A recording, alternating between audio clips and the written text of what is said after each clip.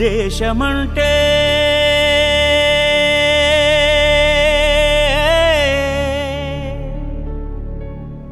దేశమంటే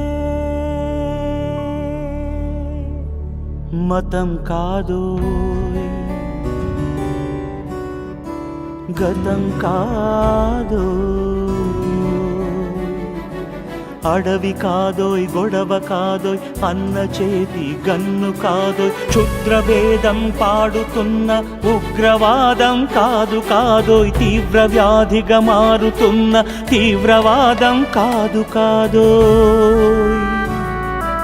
దేశమంటే